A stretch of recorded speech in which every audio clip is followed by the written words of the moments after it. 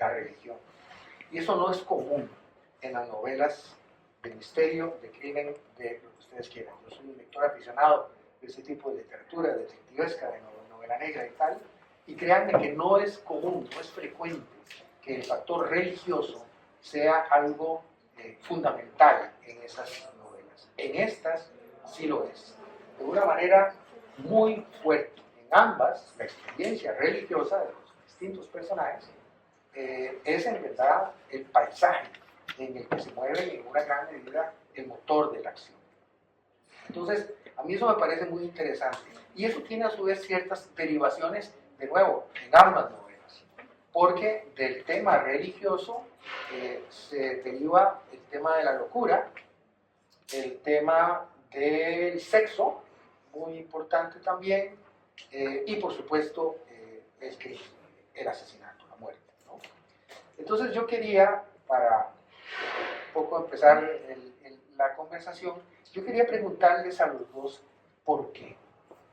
¿Por qué? ¿Qué los llevó a escribir novelas, ambas magníficas, las he disfrutado mucho, teniendo la experiencia religiosa de esos personajes en la base y en relación con esas cosas tan terribles como puede ser la locura y la muerte? Gracias, y gracias a todos ustedes, todas por estar acá acompañándonos. Es una alegría ver esta sala llena, realmente, de tanta gente que incluso he visto ya un par de años antes seguidos en este evento. Para intentar responder, no lo escribí porque soy teólogo, no escribí pensando en eso, sino hay una experiencia previa en mi vida que creo que me convierte en una persona preocupada por los crímenes perpetrados con motivaciones religiosas. Es decir, hay muchos estudios de la criminología, hay muchos estudios de cómo surge un asesino en serie, pero hay muy pocos estudios que exploran por cómo la religión realmente puede causar y puede formar pensamientos muy violentos, sumamente violentos. Y yo, para responder y no extenderme demasiado, voy a contar esta anécdota pequeña, y tengo una pequeña presentación que voy a mostrarles para contarles un poco cómo surge esta novela. Cuando yo tenía unos 7 años, mis papás fueron a vivir a Córdoba, aquí al sur, y ahí permanecí durante 11 años, es decir, hay una buena parte de mi vida que transcurrió aquí en España. Y mi papá iba a una iglesia protestante, y ahí había una muchacha que tenía un novio que quemó la iglesia, es decir, incendió la iglesia, porque ella lo había dejado, y él odió la iglesia. Y yo con 7, 8 años dije, ¿por qué? ¿Por qué quemar la iglesia? Y eso se me quedó en la mente, ¿verdad? Él quería, evidentemente, matarla a ella, y así lo intentó, efectivamente, y él está descontando años en la cárcel. Pero eso me marcó muchísimo, muy previo a estudiar teología, y muy previo a hacerme las preguntas. De tal manera que en mi primera novela, que es Mysterium Salutis, también exploro algo muy parecido, y ahora en El Caligrafista también. Yo quiero mostrarles algunas cosas. Primero, esto. Yo sé que es unos garabatos, no es mi letra. ¿Alguien puede leer esto rápidamente? Yo sé que por lo menos una persona que sí. Sí. A ver, inténtenlo. Ajá. Ortodoxia. Y abajo, ¿qué podrá decir? Thanatos. Porque siempre he hecho esto varias veces, y la segunda palabra la leen más rápido, la reconocen muy bien. ¿Por qué? Esto es una inscripción que aparece en escritorios de seminarios. Ortodoxia o muerte. Es decir, que quien desvirtúe las ideas que nos han enseñado merece la muerte, o merecemos morir defendiéndola. Eso le llamamos fanatismo, ¿cierto o no? El fanatismo. Esto me llamó muchísimo la atención porque el eje de todo lo que he escrito, por lo menos en estas dos novelas, tiene que ver con esto. Hace muchos años, ojo que esas noticias, ¿de cuándo? De hace 13 años. Yo guardo noticias, guardo noticias, guardo recortes y todo. Y esta me llamó mucho la atención, un Corán escrito con sangre, es decir, con una tinta elaborada con sangre de Saddam Hussein. No era ficción, era real. Y yo guardé eso, dije, algún día voy a utilizar esto para algo. Y ahí lo guardé, regresaba a ella, a esa noticia, exploraba, etc. Y hasta hace poco tiempo, como que hizo clic. Entonces conocí, leyendo, investigando, a esta mujer, se llama Miriam Blanco, que es de la Universidad Complutense de Madrid. Les voy a poner este video que tiene audio porque quiero que lo escuchen, ¿de acuerdo? Mi nombre es Miriam Blanco Cesteros, soy profesora e investigadora en la Universidad Complutense de Madrid, donde trabajo sobre papirología, magia y rituales en el mundo antiguo y su vinculación con la escritura.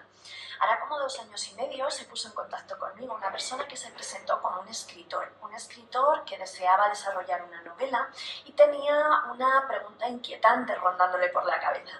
¿Es posible escribir con sangre? Esta persona era José Chacón y a partir de este momento comienza un carteo por email en el que él me iba transmitiendo las preguntas y las dudas que le iban surgiendo en el desarrollo de su novela y que tiene como resultado un fascinante libro, El caligrafista, que os animo a descubrir de la mano de su autor durante la presentación del mismo. Me queda solamente agradecer a José la posibilidad de haber podido participar en todo el proceso de desarrollo de esta maravillosa novela y el haberme cedido todos estos pequeños espacios con la generosidad que le caracteriza y haberme dado la posibilidad de participar desde Madrid. Miriam está aquí con nosotros y ella está haciendo un estudio. Allá afuera pueden encontrar también parte de lo que está haciendo sobre tintas antiguas y tintas rituales. Yo le preguntaba, ¿se puede realmente crear tinta con sangre? Y créanme que durante mucho tiempo mi estudio en la casa, mi esposa entraba y le daba mucho miedo lo que podía encontrarse ahí, porque estaba experimentando mucho, parecía una clínica, parecía una cosa muy rara, no dejaban entrar a nuestros hijos ahí, con solo decirles eso. Pero de Miriam aprendí muchísimo. También aquí tenemos algunas fotografías del trabajo de Miriam con las tintas. También me impactó muchísimo y la novela se desarrolla casi toda en el Palacio de los Papas de Aviñón. Ahí surge un discurso enorme sobre esto que está sucediendo y ahí están las claves de no solo del Corán de sangre, sino de una serie de asesinatos que están ocurriendo paralelamente en Irán. Para eso teníamos que explorar una pareja que vivió en el año 1300, entre 1300 y 1307, que es el lapso de tiempo que utilizo de la historia, que es Dulcino y Margarita de Trento. Ellos son declarados herejes. Ojo, que estoy hablando del año 1307, que tiene que ver con Saddam Hussein y que tiene que ver con una serie de asesinatos en Irán en el año 2001, que es lo que necesitamos resolver en la novela.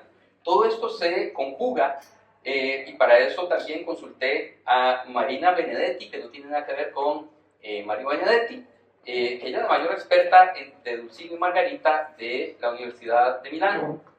Y luego tenemos realmente aquí los asesinatos históricos de cuántas mujeres aparecen ahí. ¿Pueden contarlas? Ya estoy terminando esta parte. Yo descubrí una más, y esta es la característica de esta novela. Las noticias daban cuenta de 16, y yo, analizando, descubrí que el patrón del homicida coincidía con la forma en que había muerto otra mujer, una número 17, y esa es mi propuesta. Para eso, esto ocurre en Mashhad, pero consulté al doctor Vicente Garrido. No sé si han escuchado hablar de Vicente Garrido, que es un psicólogo y criminólogo, criminalista de la Universidad de Valencia, con el que también tuve un carteo y muchas conversaciones para determinar si mi teoría podría tener algo de realidad. No les voy a decir cómo, pero encontré, voy a pasar rápidamente esto y además para hacer silencio, algunas fotografías de esta mujer, que es la que motiva la novela. Ella muere de la misma manera que el resto de estas mujeres. Estas mujeres murieron asfixiadas, pero parte de la muerte de ella aparece como suicida. Pero las fotografías indican todo lo contrario. Si vemos las marcas en el cuello, vemos una marca ascendente que muestra efectivamente que ella no pudo haberse quitado la vida ahorcándose, sino que hay una fuerza que se ejerce desde atrás de forma horizontal prácticamente. Hay una fotografía más que voy a pasarla muy rápido porque después quien quiera conversar un poco más se la puedo mostrar. Bien, todo esto se conjuga en una novela de investigación académica, un poco, es cierto, pero también de estos crímenes y de lo que sucede en el año 1307 con Margarita de Trento. La religión tiene un papel absolutamente protagónico en los crímenes de ese tiempo y en lo que está sucediendo en Irán en el año 2000.